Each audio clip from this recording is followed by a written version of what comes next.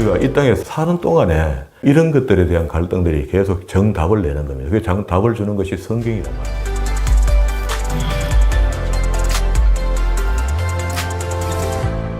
오늘도 하나님께서 저와 여러분에게 주시는 말씀은 마태복음 12장 1절 이하의 말씀을 통하여 안식일에 논쟁을 들으라 하신다는 말씀의 제목으로 하나님의 말씀이 전거될 때에 하나님의 목적, 하나님의 계획, 하나님의 뜻이 잘 들려져서 그 말씀에 순종할 때 주시는 참복을 마음껏 누리시는 저와 여러분 되기를 주의 이름으로 축원합니다.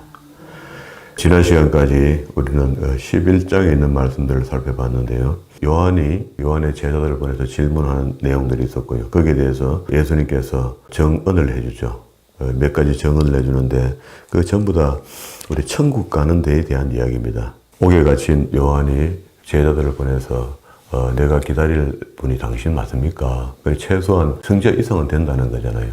처음에 세례 줄 때 하늘의 음성이 들렸잖아요. 이분이 분명히 하나님 아들 하나님 맞는데 알고는 있는데 일이 보면 지지부진한 거야. 금방 뭐가 뒤집어지고 엎어지고 이런 일들이 벌어지지 않으니까 그게 조금 의구심이 생긴 겁니다. 그래서 당신은 이제 좀 죽게 되니까 그때서야 물어보는 겁니다. 물어보니까 이런 겁니다. 우리가 교회 안에서 법이 잘못되었는지 이제까지는요 성경을 모르는 부분이 있으면은 이렇게 자국자국 이렇게 누가 성경을 가리킵니까? 가리키라고 구조를 만들어 줬습니까? 그러면 교회가 있고 교회에 책임을 맡겨놓은 목사가 있잖아요. 목사가 성도에게 성경을 가리키는 건 당연한 일입니다. 그런데 옛날에 어른 목사님들은 성도들에게 성경 질문을 해도 적당히 알아라. 너무 많이 알면 안 된다. 이렇게 했어요. 이게 이제 물론 그때 그 당시에 성도들이 너무 연약하고 어리고 하니까 목사님들이 그런 말씀들을 너무 깊이 있는 말씀들을 듣다가 헷갈리는 수가 있다. 이런 어떤 표현의 중에 하나로 그렇게 했을 것인데 이제는 이제 이만큼 학식이 높아졌잖아요. 배우고 싶은 욕구가 더 커져 있거든요. 그러니까 충분히 가르쳐 줘야 된다라고 지금 생각을 합니다. 그러니까 이제 요한의 질문에 대해서 예수님께서 정확하게 설명을 해줬죠. 설명을 해주면서 결국 천국은 침노당하는 자의 것이다. 이렇게 했습니다. 천국을 가만히 있는다고 갈 수 있는 곳이 아닌 것 같아요. 그래서 열심히 최선을 다하여 천국을 향하여 오늘 찬양처럼 걸어가야 됩니다. 방향이 발라야 도착지가 정확하지 돌아가는 거는 뭐 어디로 지구 뺑글 돌아가면 지자리 온다 하는 건 누가 모릅니까? 그럼에도 불구하고 예수님이 이제 마무리를 해줬죠. 28절에 와서 수고하고 무거운 짐진 자들아 이렇게 했습니다. 무거운 짐이라는 것이 우리 인생의 고달픔 이런 걸로 생각해서 참 위로되는 말씀인데 이 말씀의 원본 취지는요. 유대인들이 종교 지도자들이 성도들에게 지어놓은 짐 이렇게 유전입니다. 유전. 이런 것들을 어깨에 잔뜩 지어놨다. 그러니까 그런 거 다 털어버리고 내게로 와라. 그게 예수님께서 우리를 초청한 거죠. 주님께서 오셨기 때문에 우리가 구원받기 쉬워진 거죠. 그리고 난 뒤에 12장의 오늘 본문의 말씀에 안식일에 대한 논쟁을 하는데 주제가 5가지 정도 나와요. 이거 하나 정리해 봅니다. 오늘 여기 이제 인용한 말씀은요, 사무엘상서 21장 1절과 9절에 있는 말씀을 인용했는데요. 이유는 이겁니다. 예수님이 안식일을 굉장히 파격적으로 보내고 있거든요. 그렇게 신랑이 있을 때 신랑하고 함께 있는 게 마치 금식하는 것도 합당치 않다. 이렇게 할 정도였거든요. 유대인들은 매일 금식하고, 우리 마태복음 6장, 7장에 보면은 금식, 구제, 기도하는 걸 유대인들은 3대 의로 생각하면서 매일같이 그렇게 했거든요. 그런데 예수님의 제자들은 그걸 안 해요. 안 하니까 좀 이상하다는 거라. 그런 질문까지 받을 정도였잖아요. 그러니까 안식일을 좀 파격적으로 보내고 있는 중에 여기 그 이야기가 나온 겁니다. 유대인들은 밥 먹을 때도 손을 씻을 때 물을 붓는 것, 손바닥으로 몇 차례, 손등에 몇 차례. 이게 율법입니다. 그 율법 성경에 없거든요. 없는데 유대인들이 이 정도는 해야지 깨끗하게 안 지겠나, 성결에 안 지겠나, 정결에 안 지겠나 하는 유전이 있다고. 어른들부터 쭉 내려오는 유전이 있는데 그거를 지키고 있으니까 예수님께서 그 유전을 없이 하려고 오셨다는 거잖아요. 오셨는데 예수님의 제자들이 길 가면서 밀 이삭을 따서 가시 있는 채로 입에 툭 틀어가 먹으면 그건 죄가 안 됩니다. 그런데 안식일인데도 불구하고 밀알을 따서 손에 비비기 시작합니다. 비비기 시작하고 입으로 불어야 되죠. 후후후 불면은 일이 된다는 겁니다. 비비는 게 일이고 부는 게 일이라는 겁니다. 아주 곤란하죠. 왜 당신의 제자들은 안식일에 하지 못할 일을 합니까? 하는데 그 내용이 그런 내용이라. 그래, 그거 예수님께서 그 유전이지 그게 원래는 나 그렇게 시킨 적 없다 이렇게 이야기를 못 하잖아요. 하나님 아들 하나님을 안 믿는 사람에게 내가 하나님 아들이다 하면 믿어주겠습니까? 안 믿어주니까 놔두는 거라. 그러면서 예수님께서 적당한 비유 하나를 이야기하는데 이 질문자들은 전부 다 구약의 말씀에 대해서는 나름대로 꽤 많이 읽어서 알고 있는 사람들이라. 그러면 이제 다윗이 사무엘 상서 한번 봅시다.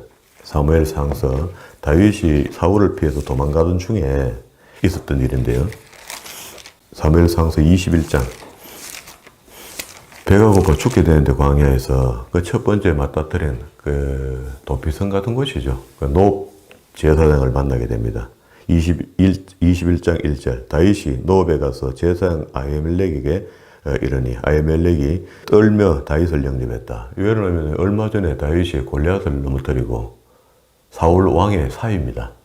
그러니까 갑자기 다가왔으니까 암행의사처럼 왔는가 해서 뭐 조사하러 왔나 뭐 그런 분위기에 다윗을 영접하며 그에게 이르되 어찌하여 내가 홀로 있고 함께 하는 자가 아무도 없느냐. 다윗의 제사장 아히멜렉이 이르되 왕이 내게 일을 명하고 이르시기를 내가 너를 보내는 바와 내게 명한 일을 아무 것이라도 사람에게 알게 하지 말라 하시기로 비밀리에 움직이도록 했다라고 말을 돌려야 합니다.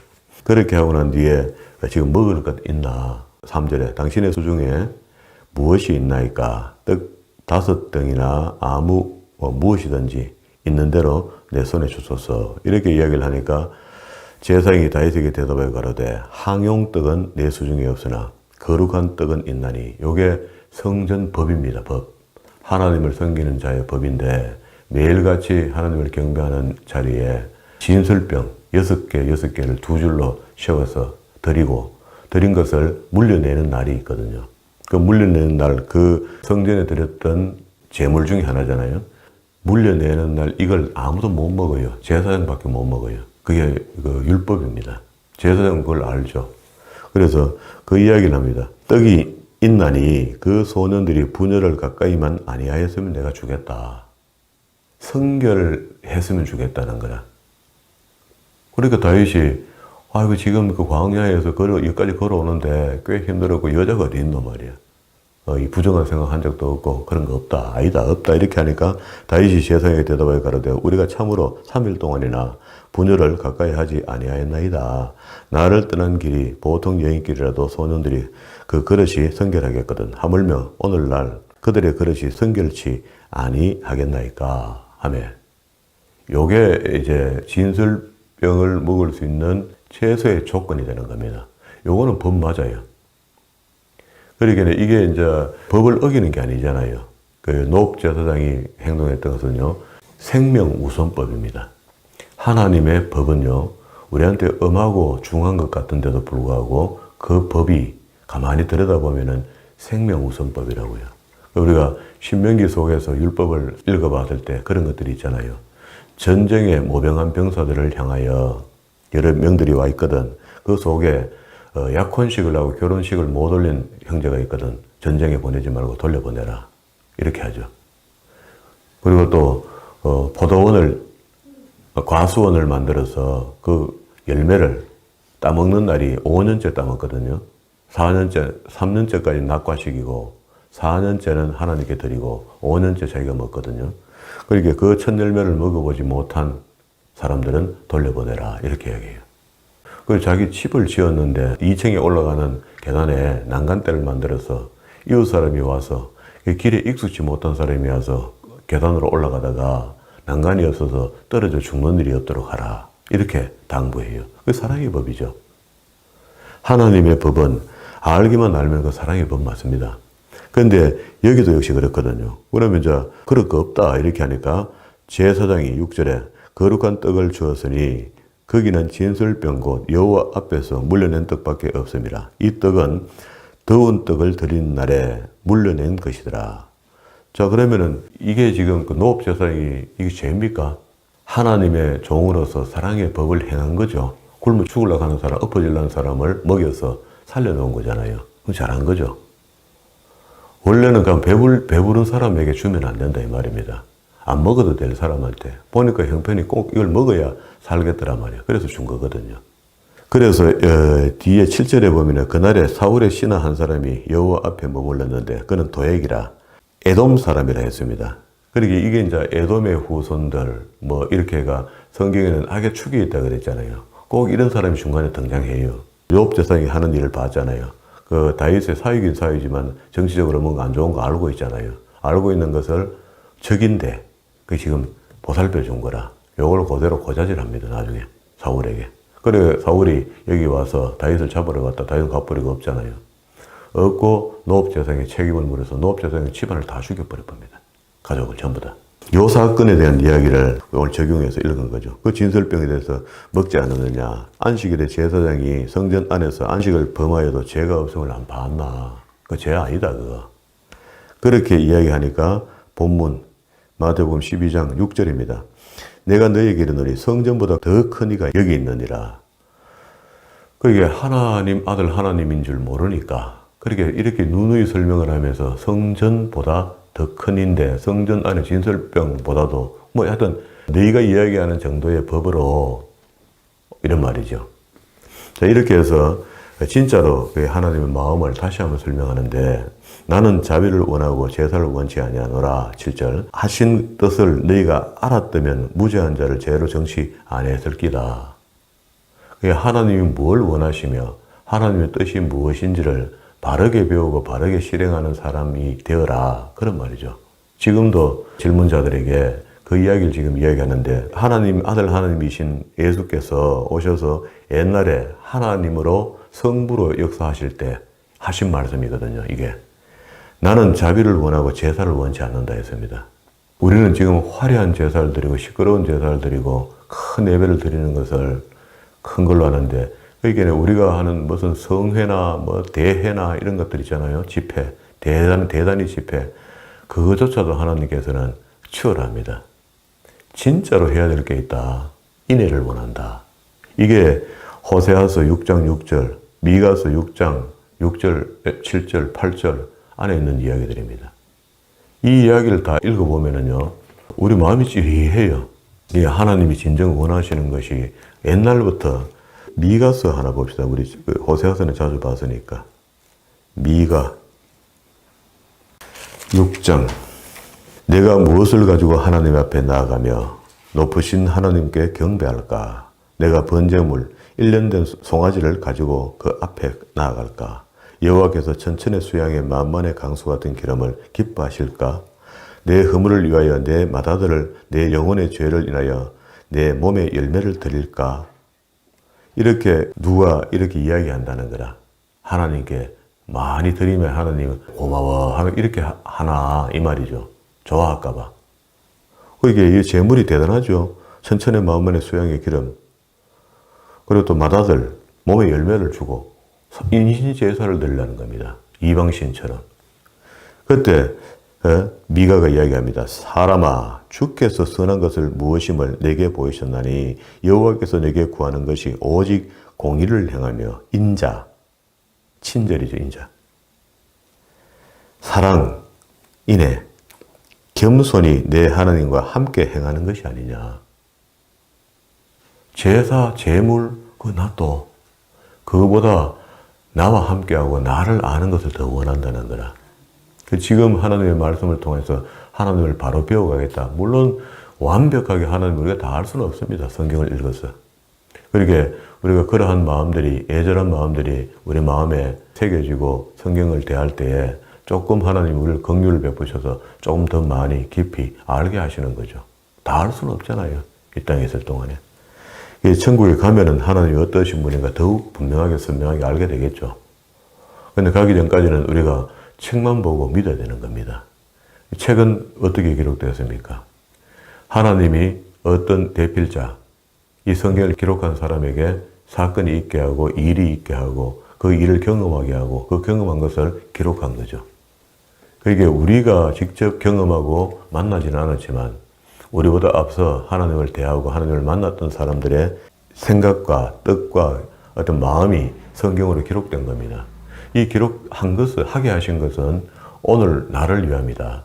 모든 성경의 기록은 현재 동사다. 내게 해주시는 말씀이다. 내가 바로 되기를 원한다는 겁니다. 이웃도 아니라 일단 내가 바로 돼야 됩니다. 제가 상당히 이기적이라 했잖아요. 예수 믿는 사람이.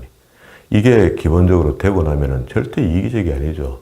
그렇게 배운 사람은 어떻게 내 이웃 사랑하는 것을 게을리하겠습니까?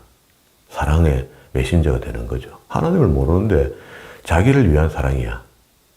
대개 보면은요. 조심해야 되는 거죠. 자, 그리고 다시 본문으로 돌아왔습니다. 이렇게 이제 대답 한마디를 냈죠. 성전보다 더 큰 이가 있다고 7절에 나는 자비를 원하고 제사를 원치 아니하노라 하신 뜻을 너희가 알았더라면 무죄한 자를 죄로 정치 안 했을 거이다. 수많은 사람들을 자기들이 알고 있는 율법, 앞에 장로님한테 배웠던 거, 뒷집에 권사님한테 배웠던 어떤 신앙의 교리 말이야. 성경적이지도 않는 거, 그거를 더 중요하게 생각하고 상대를 정죄하기 시작한 거라. 예수 믿으면 이렇게 믿는 기지. 교회 생활을 이렇게 하는 거지. 하는 그 이야기 말입니다. 그래서 인자는 안식일의 주인이라 하시니라. 이렇게 하면 이제 8절까지 해석이 좀 제대로 된 거죠. 그리고 9절에는요. 안식일에 계속 주님께서 하시는 일이 행보가 아주 파격적입니다. 그 유대인들은 절대 하지 못할 일을 예수님과 예수님의 제자들이 행보가 하거든요.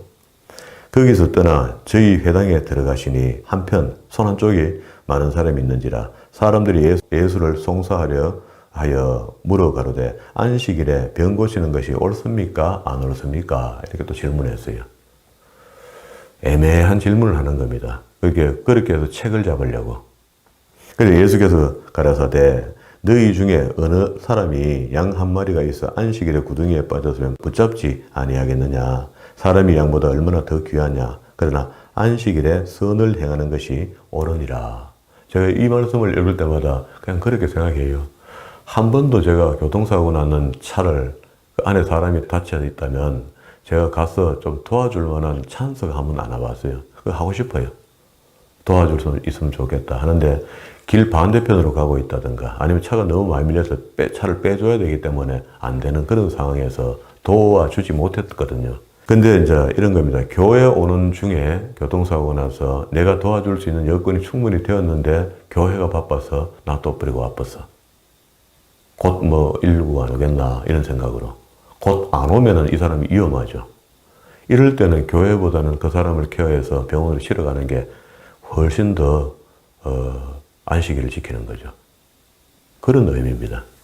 근데 일부러 너그적거려서 119는 이미 도착했고 말이야. 다 싣고 가고 하는데도 아이고 마음이 떨리가 이거 사고 나는 걸 봐갖고 교회가 못 가겠다고 교회 안 가고 농땡이 치는 거.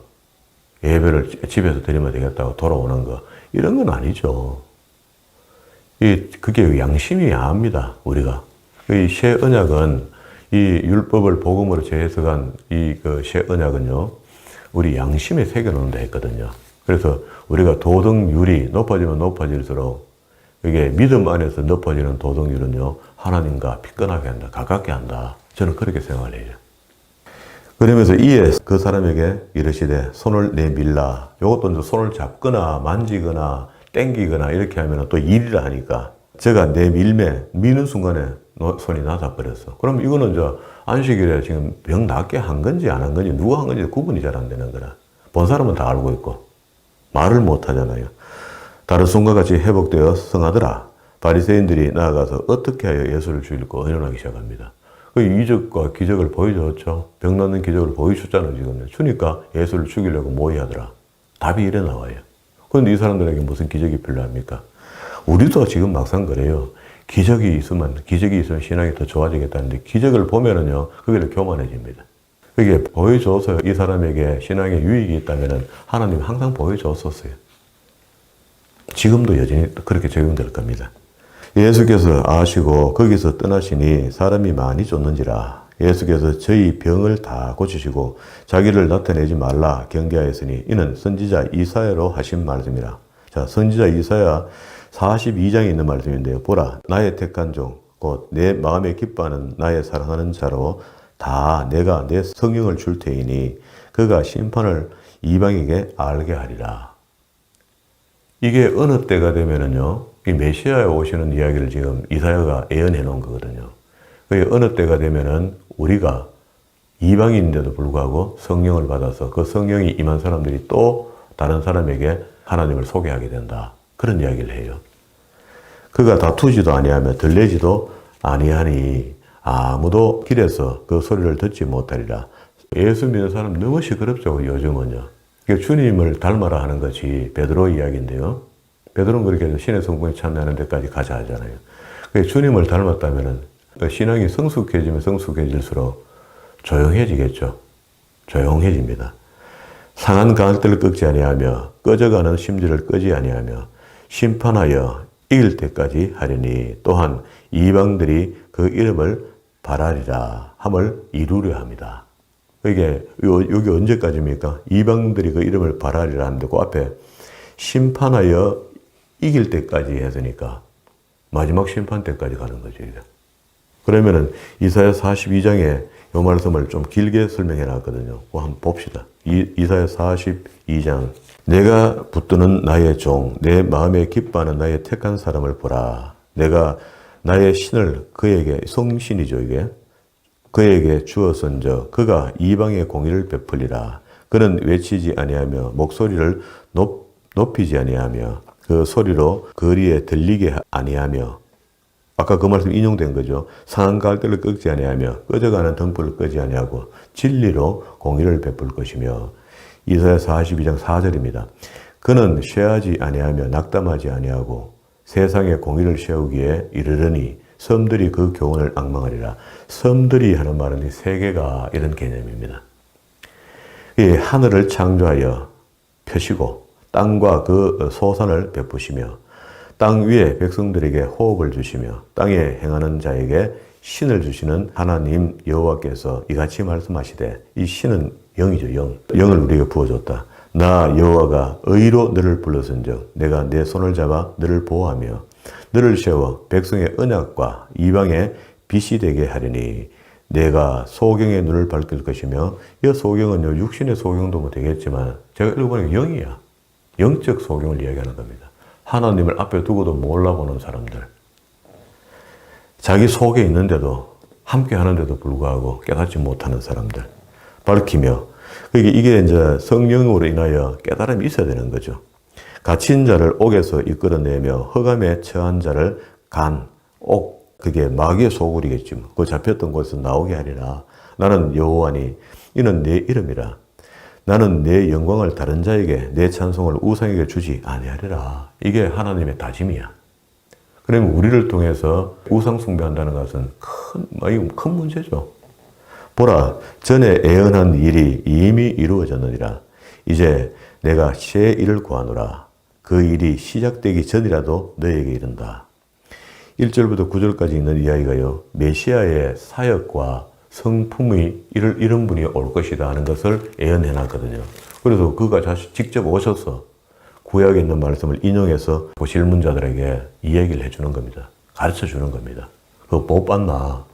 내가 네 앞에 서 있는 내가 바로 건데 하나님 보내신인데 믿어지지 않나? 그게 눈뜬 봉사죠. 모르죠. 이거는 알게 해야 알게 되니까. 그리고 이제 지난 우리 9장에서 봤던 거잖아요. 바알세불의 논쟁의 이야기입니다. 그때 귀신 들려 눈 멀고 벙어리 된 자를 데리고 갔거늘 예수께서 고쳐주시며 벙어리가 말하며 보게 된지라. 이렇게 기적과 이적을 나타내고 있잖아요. 지금 벙어리가 어떻게 말을 하게 됩니까? 봉사가 어떻게 보게 됩니까? 자, 그렇게 하니까 또 더 힐문하기를 바리새인들이 24절에 바리새인들이 듣고 가려되 이가 귀신의 왕 바알세불에 힘입지 않고도 귀신을 쫓아내지 못할 낀데 보나마나 귀신이다. 사탄이 들었다. 이렇게 또 정죄했습니다. 근데 지난 시간에 봤으니까 넘어갈게요. 28절의 말씀 하나 봅시다. 그러나 내가 하나님의 성령을 힘입어 귀신을 쫓아내는 것이면 하나님 나라가 이미 너에게 임하였느니라. 우리가 귀신을 쫓아냈는데 귀신끼리 귀신 쫓아내는 거 귀신 쫓아내면 저끼리 망하는 거니까 됐는데 하나님의 성신이 한 사람을 구원케 하려고 그 속에 들어있는 귀신을 쫓아낸다. 이건 대단한 거죠. 한 사람을 구원에 이르게 한다는 거라. 이제 요런 이야기를, 이 바알세불의 이야기를 끌고 내려가면서 뒤에 43절에 보면은 더러운 귀신이 사람에게서 나가고 난 뒤에 이게 이야기 나온다고. 이 바알세불의 이야기는 앞에서 9장에서 연장선상에서 우리가 살펴봤잖아요. 그래서 그 결론을 우리가 이렇게 지었습니다. 31절에 그러므로 내가 너희에게 이르노니 사람의 모든 죄와 해방은 사하심을 얻되 성령을 해방하는 것은 사하심을 얻지 못하겠고, 우리는 성령의 해방이 어떤 건지를 잘 모르는 것 같아요. 이해가 잘 안 되는 것 같아요. 성령의 해방제가 어떤 것인지 진짜 우리가 깊이 생각해봐요. 이게 사함을 받지 못할 정도의 죄면은 우리 깊이 생각하고 정리해놔야 되거든요. 우리가 교회 다니면서 이런 실수를 하지 않도록 해야 되거든요. 네, 32절에 또 누구든지 말로 인자를 거역하면 사하심을 얻되 예수님을 욕하고, 어디 욕들은 물어오신 분이니까 예언의 말씀이 성취되려면은 그건 괜찮다는 거라. 누구든지 말로 성령을 거역하면 이 세상과 오는 세상에도 사하심을 얻지 못한다. 다 우리가 구원받을 때 성령이 내주하잖아요. 그 내주하는 성령이 있는 사람들끼리 욕을 하고 그 하는 일을 방해하고, 사람이 하는 일이지만 그 속에 성령의 주장하시는 일을 하는 것이면 내가 그 일을 방해하면 잘못하면 성령을 거역할 수 있는 상황을 벌어질 수 있다는 거라. 그렇다고 해서 막무가내 하지 마라 하라 이렇게 하는 게 아니고, 논리적으로 상황이 받을 때 이 일은 이번에는 이거 하는 것보다 안 하는 게 선한 것 같습니다 라고 의견도 낼 수 있고요. 그 의견 내는 건 방해하는 게 아니죠. 관심이죠, 관심. 관심과, 우리가 사람이 너무 관심을 가지면은요, 계속 관심 가진 사람에게 생각하기를 내한테 왜 이래 참견하노? 목사가 적당히 하지 나한테 왜 이래 참견을 많이 하노? 이렇게 이야기할 수 있다고요. 그래서 요즘은 까칠하는 시대에 돼가고 함부로 관심도 못 가져요. 관심 가지면은요, 그걸 갖다가 참견하는 거로 생각하고 오해해버린다고. 이런 것들이 우리한테 훈련이 안 돼요, 그래요. 이게 신적인 이야기들을 할 때는 좀 경성할 필요가 있습니다. 이게 나무도 좋고 실과도 좋다 하든지, 나무도 좋지 않고 실과도 좋지 않다 하든지 하라. 실과로 나무를 알게 돼 있다. 열매죠, 열매. 그러니까 34절에 예수님 입에서 담지 못할 말이 나왔습니다. 독사의 자식들아, 욕입니다. 너희는 악하니 어떻게 선한 말을 할 수 있겠느냐? 이는 마음에 가득한 것을 입으로 내는가이가. 선한 사람은 그 산 선에서 선을 내고 악한 사람은 그 산 악에서 악을 내는가이가. 다시 표현하면은요, 우리 속에 무슨 생각을 하고 있느냐에서 그 속에 있는 거 입으로 나오거든요. 방법이 없습니다. 내가 너희에게 이르노니 사람이 무슨 무익한 말을 하든지, 자, 심판날에 어떻게 된다고요? 이에 대해서 신문을 받게 되어 있다 했습니다. 그런데 우리는 마지막에 주님 오시면 그냥 이것도 저것도 없고 심판이고 다 집어치우고 그냥 휴거되어 구원받고 천국에 들어가는 것으로 이해를 하죠. 근데 성경은 자꾸 이런 이야기를 하거든요. 그러니까 이런 걸 또 질문하면 복잡하니까 목사님들이 그게 예수 믿으면 구원받으니까 끝난 거야. 그냥 천국 가는 거야. 의심치 말고 그냥 믿어. 그 믿음이 뭔지도 안 가르쳐주고 자꾸 믿으라 하니까 마음대로 믿어버리는 겁니다. 가능하면 성경으로 가르쳐줘야 되는 거죠. 그러면 자 봅시다. 계시록 20장에 있는 이 말씀이면 그 말씀입니다. 20장의 1절에 보면 또 내가 봄에 천사가 무지개의 열쇠와 큰 쇠사슬을 그 손에 쥐고 하늘에서 내려와서 용을 잡으니, 이 용이 뱀 곧 그 옛날에 그 창세기 3장에서 아담과 하와를 유혹했던 그거거든요. 정체가 이렇단 말입니다. 그게 이 계시록이 왜 열리지 않게 자꾸 어렵게 만들어 놨나 하면은 하나님이 어렵게 한 것이 아니고 사람 속에 들어간 사탄들이 성경을 어렵게 만드는 거라. 어렵다고 인식시켜 준 거라. 어렵지 않죠. 우리가 구조만 잘 알고 대칭 구조만 알아도 지금 성경이 이해되는 판인데, 용을 잡으니 곧 뱀이요 마귀요 사단이라 잡아 천년 동안 결박하여 무지개 속에 집어넣고 던져 잠그고 그 위에 임봉하여 천년도록 다시는 만국을 미워하지 못하겠다. 그 후에 반드시 잠깐 놓인다 했는데, 이 이야기가 쭉 내려가면서 이게 다 하려고 하면 너무 길어지니까 11절에 붙습니다. 11절부터 15절의 말씀인데, 또 내가 크고 흰 보좌와 그 위에 앉으신 자를 보니 땅과 하늘이 그 앞에 피하여 간데가 없더라. 또 내가 보니, 이 요한이 계속 본 겁니다. 죽은 자를 물은 대수하고 그 보좌 앞에 섰는데 책들이 펴있고 또 다른 책이 폈으니 두 권이 펴져 있답니다. 곧 생명책이라. 죽은 자들이 자기 행위를 따라 책에 기록된 대로 심판을 받는다. 한 개는 생명록, 한 개는 행위록입니다. 바다가 그 가운데 죽은 자들을 내어주고 또 사망과 음부도 그 가운데서 죽은 자들을 내어주며, 이게 무슨 이야기입니까? 인류 역사상 이 땅 위에서 죽었다 흙이 됐던 사람들을 전부 다 땅이 토해내고 바다가 토해낸다는 거라. 다 살린다는 얘기다. 부활입니다. 부활. 우리가 미리 죽어도 다시 살아나요. 부활해서 내어주매 사람이 자기 행위대로 심판을 받고 사망과 음부도 불못에 던지오니 이것이 둘째 사망 곧 불못이라 했는데 20장 5절에 보세요. 그 나머지는 죽은 자들은 천년이 차기까지 살지 못하리라. 이는 첫째 부활이라. 첫째 부활과 둘째 부활이 있죠. 구분을 시켜놨습니다. 우리가 영으로 거듭나는 것, 죽어도 다시 하나님께서 마지막 날에 부른다는 말이죠. 살리신다는 거죠. 우리가 기준이라는 게 있단 말이에요. 율법을 주시고 법을 지켜라 했을 때는 기준이 있다고. 다시 본문으로 돌아왔습니다. 그러면 그 기준을 지킬 때 그 기준이 뭐냐? 심판받지 않도록 살아야 되는 거죠. 심판받지 않도록, 심판에 걸림이 없도록 죄가 없는 사람으로 살아야 되는데 완전히 없이는 뭐하죠? 자범죄를 계속 짓게 되니까 그 짓게 될 때마다 그리스도 이름으로 회개해야 되는 거죠. 조속으로 회개하는 삶, 그렇게 이야기하는 겁니다. 그러면 이제 36절에 12장 36절 마태복음, 내가 너희에게 이르노니 사람이 무슨 무익한 말을 하든지 심판날에 이에 대해서 신문을 받느니라. 내 말로 의롭다함을 받고 내 말로 정죄함을 받는다. 의롭다는 말은 구원함에 이르고요. 천국 가는 사람이 되는 거. 네가 해놨던 말이 기록됐던 것을 판결해 보니까 안 돼. 정죄함을 받게 된다는 게 지옥 가는 겁니다. 그래서 이렇게 하니까 그때 서기관들이 앉아서 뭘 생각했는지 또 이상한 질문을 해요. 서기관과 바리새인 몇 사람이 말하되 선생님이여 우리에게 표적을 보여주시길 원하나이다. 이 표적이라는 게 그러면 구원받을 표적은 뭡니까? 뭐 이런 질문 같아요.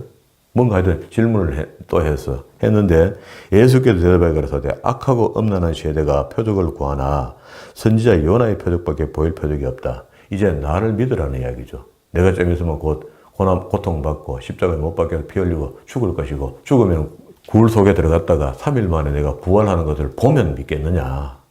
보고도라도 믿으라는 거라. 옛날에 요나가 고깃배 속에 들어갔다가 나온 사실을 17세기, 18세기 넘어오면서 계몽주의자들은 그걸 믿지 않았거든요. 성경의 기록인데 안 믿었어요.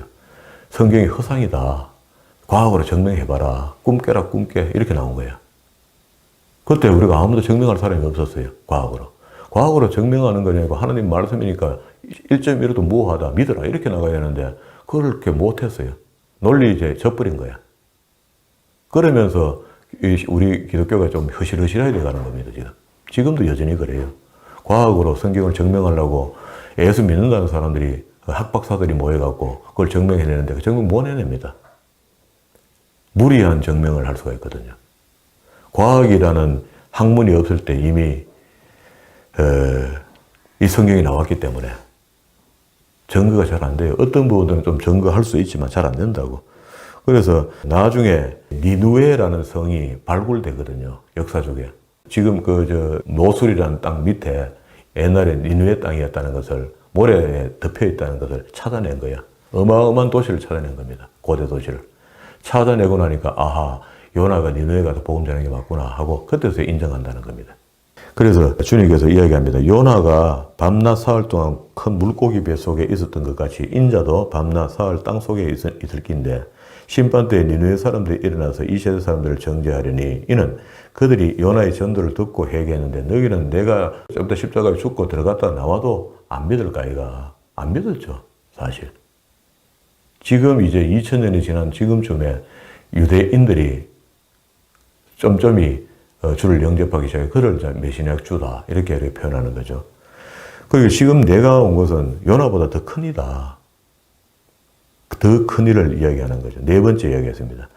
요나보다 더 큰 이가 여기 있으며 심판 때에 남방 여왕이 일어나 이 세대 사람들을 정죄할 낀데 이 남방 여왕은 언제입니까? 솔로몬 왕에게 좋은 말, 설교 좀 들으라고 왔다가 말 듣고 깨닫고 돌아간 사람이죠. 그래서 이디오피아가 그때 전도가 된 겁니다. 그게 마지막 심판 때 그때 구원받았던 이 남방 여왕이 정죄한 거다. 너희를. 이는 그가 솔로몬의 지혜로운 말을 들으려고 땅 끝에서 나왔음이니와 솔로몬보다 지금 더 큰 이가 여기 있는데 그럼 왜 할래? 믿을래 말래? 이런 말이거든요. 근데 안 믿어요. 기적을 보여달라고 기적에 대한 이야기를 충분히 해줘도 안 믿는다. 그래서 기적이 우리를 믿게 하는 게 아니다. 예수 그리스도의 보혈의 피, 능력 이것이 우리에게 임하여야 되는 거죠. 그리고 이제 더러운 귀신이 사람에게 나갔을 때에 물 없는 곳으로 다니며 쉬기를 구하되 얻지 못하고 이에 가로되 내가 나온 내 집으로 돌아가리라 하고 와보니 그 집이 비고 소지되고 수리되었거늘 이에 가서 저보다 더 악한 귀신 7을 데리고 들어가서 거하니 그 사람의 나중 형편이 그 전보다 더욱 심하게 되었느니라. 이 악한 세대가 또한 이렇게 되겠다 하고 예언을 했습니다. 악한 세대, 그때도 악한 세대고 지금도 악한 세대 아닙니까? 그럼 이런 악한 세대에 복음이 전해지면 우리에게 거듭남에 대해서 고린도전서 6장에 한번 보세요. 6장에 보면은요, 구원받고 난 뒤에 우리에게 나타나는 현상을 이렇게 설명하는데요. 11절에 보면은 너희 중에 이와 같은 자들이 있더니 주 예수 그리스도의 이름과 우리 하나님의 성령 안에서 우리를 보고 이야기하는 겁니다. 구원받았다고 하는 사람, 씻음과 거룩함과 의롭다 하심을 얻었느니라. 우리가 지금 이거 얻었죠? 죄 씻음을 얻었잖아요. 그리고 거룩하다 함을 인정받았잖아요. 의롭다 함을 받았잖아요. 그럼 이걸 유지시켜야 됩니다. 그런데 나만 혼자서 네가 알아서 유지시키라 이렇게 한 게 아니고 보혜사 성령이 내주하시면서 그의 성령과 함께 더불어 해야 되는데 오늘 이게 읽었던 말씀은 또 뭡니까? 본문의 말씀에 더러운 귀신이 내게 있다가 나갔어요. 우리 예수 믿기 전에 다 더러운 귀신이 들락날락하는 사람이죠. 예수 믿었더니 더러운 귀신보다는 성령이 내주하는 사람이 되어버렸어.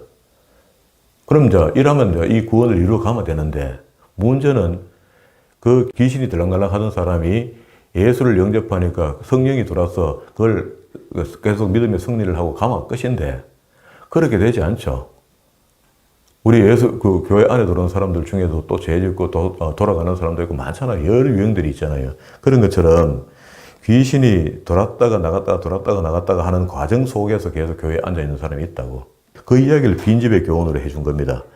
그래서 한 귀신이 일단은 예수 믿으려고 작정을 하니까 깨끗해지는 거야.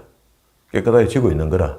지고 있는데 또 거룩도 유지 안 하고 그 죄 씻음을 유지도 안 하고 매일 죄만 짓고 한 번만 예수 믿으니까 끝났다 하고 돌아다녀 봐요. 그러면 그 귀신이 돌아갔다가 갈 곳이 없어. 구간이 명과이다고 옛날 그 집을 찾아와 봤더니 세상에 말씀으로 깨끗하게 씻고 놓은 거야.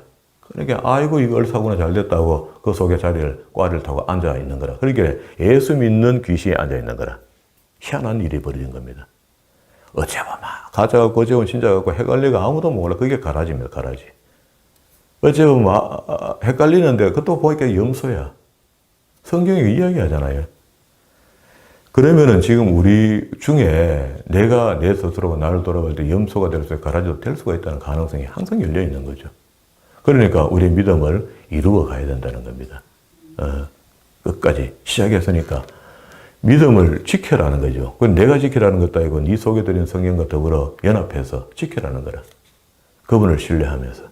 자, 그리고 난 뒤에 우리 기독교인들의 생각을 정리해 줍니다. 46절에 예수께서 무리에게 말씀하실 때 모친과 동생들이 예수께 말하려고 밖에 섰더니 한 사람이 예수께 여짜오되 보소서 당신의 모친과 동생이 당신에게 말하려고 밖에 섰나이다 하니 말하던 사람에게 대답하여 가라사대 누가 내 모친이며 누가 내 동생이냐. 그리스도께서 이렇게 말씀하셨다는 겁니다. 형제 맞는데 왔는데 문 앞에 보이잖아요. 작은 집에서 손을 내밀어 쟤들 가리켜 가라사대 나의 모친과 나의 동생을 보라.